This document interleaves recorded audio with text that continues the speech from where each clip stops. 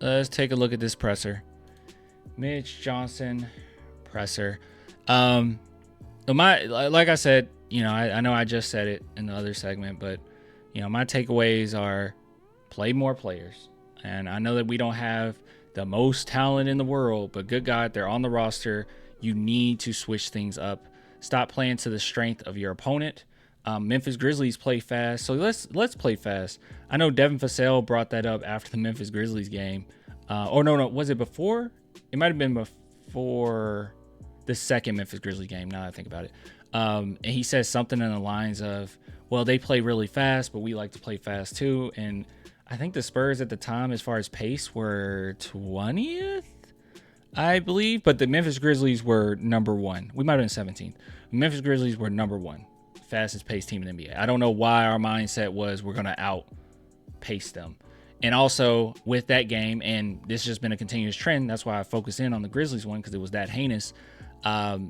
You have to utilize more players on your roster if you're going to play that way. Sometimes it's a game of attrition.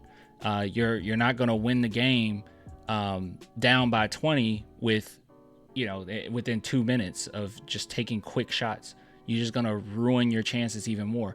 The one of the worst shots you can take are long missed threes, especially with a fast team. Long missed threes are very bad. Those long rebounds are very bad for you in transition. So very frustrating. Anyway, but yeah, stop shooting yourself out of holes. Stop attempting to, at least. Josh smack talking is annoying as F. No, I like it. No, I'm happy. I'm happy that the Grizzlies punked us. We deserved it. I'm happy he dunked on Wemby. We deserved it.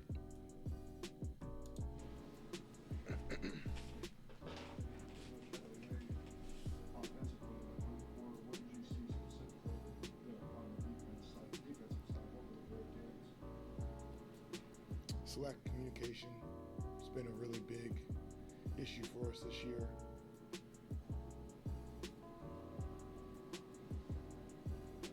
Job posterized Wemby like a little boy. He sure did. He sure did. I wish everyone on that team got posterized that game. I wish Mitch Johnson got posterized that game. I wish the Grizzlies coach went over there and just did a make-believe. When people go behind you and act like they have a goal and then, you dunk on. I don't know.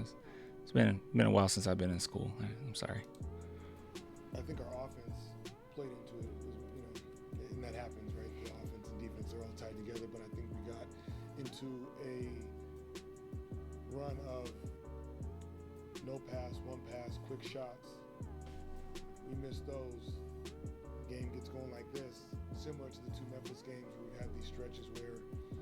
Stop shooting yourself out of. Stop trying to do that, please. I know Wemby does it quite often. At the end of the game. I mean, shoot, we'll be up by 1 and Wemby starts trying to do that. But stop. They made some shots. They made a lot of shots. So there was quite a few possessions. The defense actually felt pretty good in the half court at times. Oh wait, you guys probably can't even hear him, dude. I'm so sorry. I didn't realize how. Hold on, let's go back. A few seconds. And there's games where we've had these stretches where they made some shots last game, and that happens, right?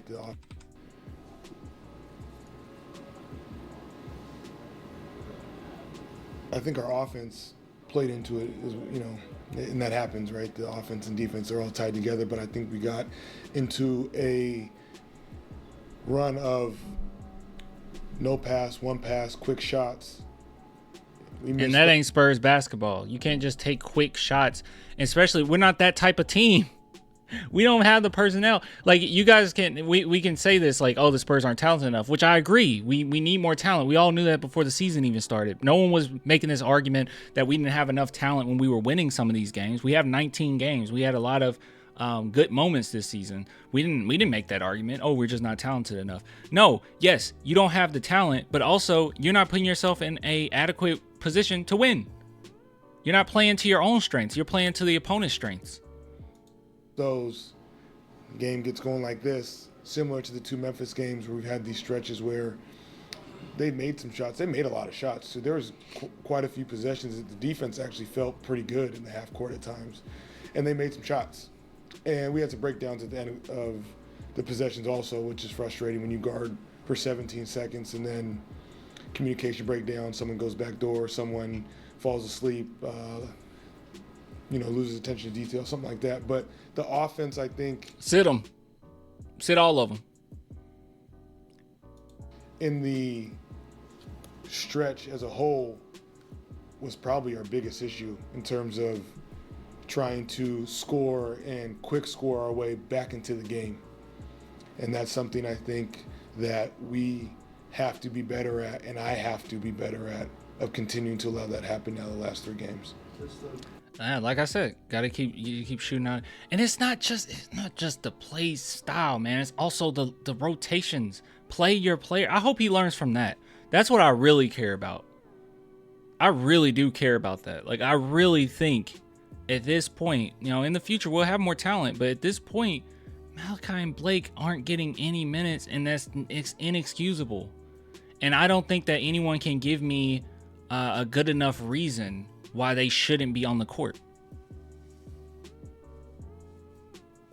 Why are they getting 0 minutes, but then, Trey Jones can get 16? And I know Trey Jones is a better, overall player as far as like managing the game, but he can get 16. Keldon Johnson brings some good things, but Keldon Johnson is also a horrible defender, and this is what he's talking about. People fall asleep on defense, and the whole team has been. But Keldon Johnson's a horrible defender, but he can get 18, 20 minutes. And like, I just don't see how you can't get a little bit more creative with your lineups. Communication issues surprise you. I know you guys have emphasized that for quite a while now. It does not. Agree. Pat, Collins, Keldon, and even Collins should be getting minutes. I know Collins isn't. It's like one of those where this is the best we got, It's one of those situations. He's not the greatest thing in the world. Champagne, yeah. I know you make Keldon and Champagne. Like, he's not the best player in the world or anything, but you need to be able to use him at some point. It does not. In terms of, I think it's probably something every coach in the league would say at a certain point. Typically, that is something you may stop saying when you become very, very veteran with some continuity on top of that. And so it's just something that even in our good stretches, we will be relentless on as a staff because it is that important for a connected defense. Do you think there was a little bit of a look ahead toward Paris? Was that a factor today at all? I don't. I could be wrong. This hasn't been our best stretch of basketball. And there's some things that we need to shore up, and we've played some really good teams, and they've exposed some things. And we're looking forward to Paris, but I don't think we did look forward to it in terms of overlooking this team or Memphis. We played some really good teams. I think it's been more we haven't played our best basketball against some really good teams that have exposed some things, and we need to get back to work. But the big explosion, the thing that they're exposing as well is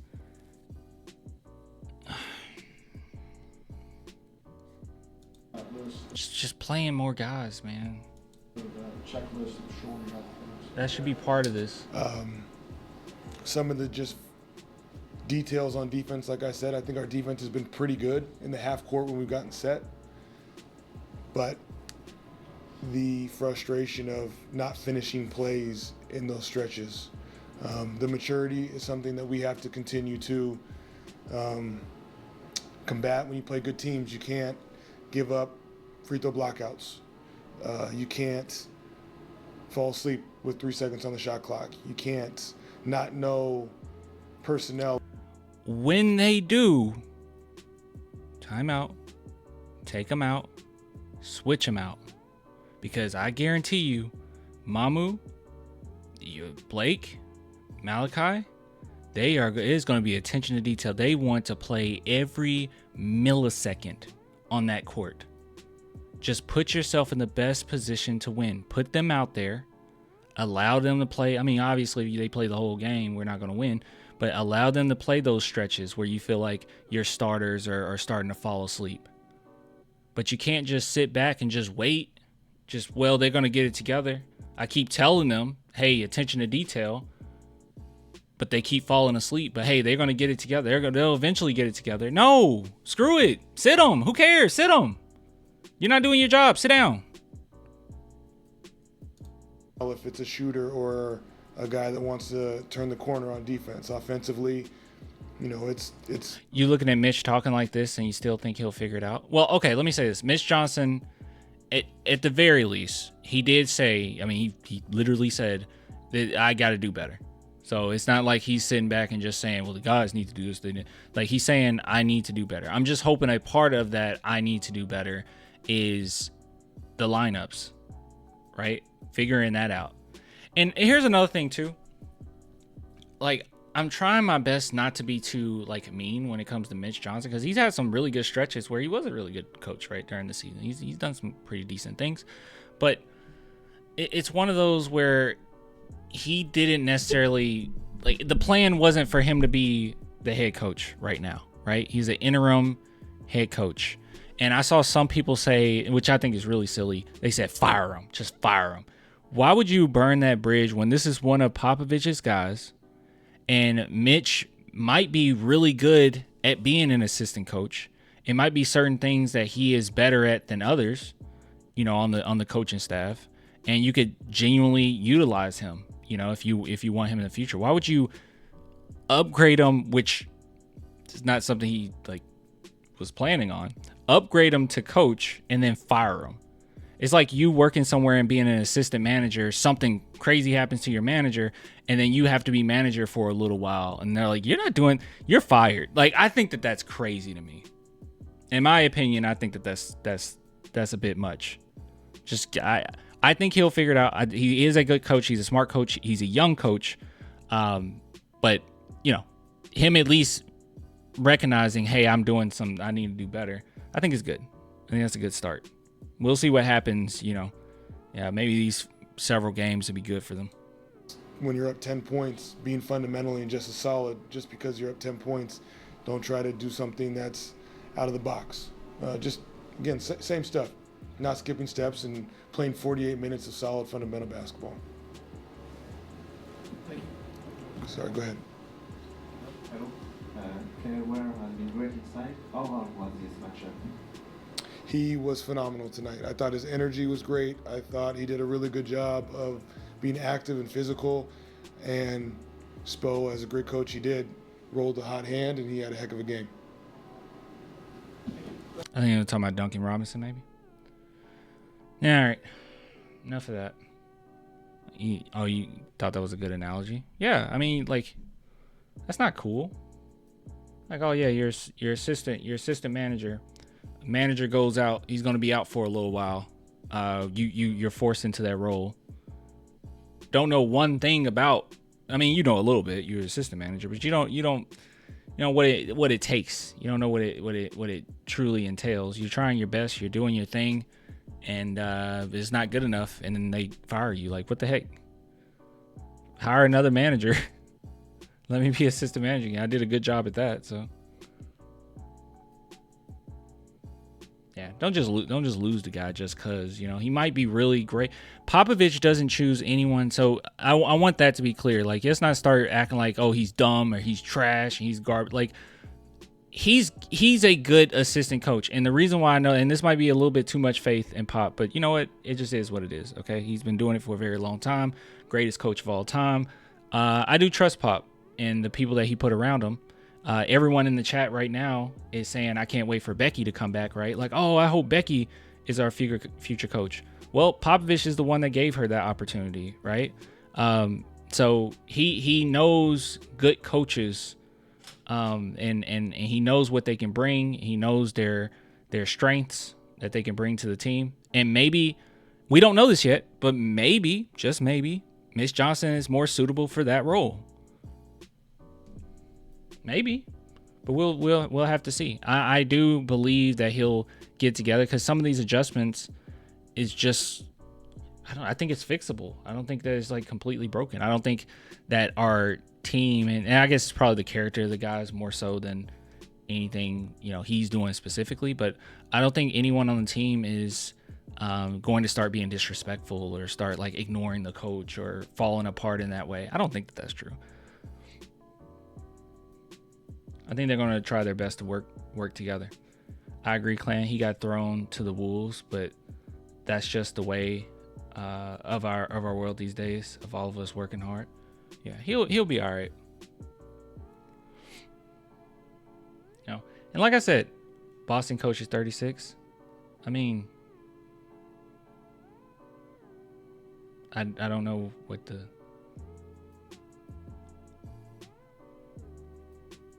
there's exceptions, you know. And how old is Mitch Johnson? 38. Mitch Johnson's 38, right?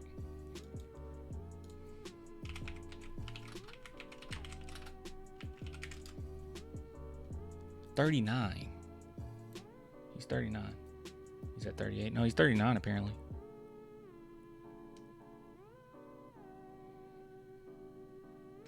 He's 39. Yeah, we'll be all right.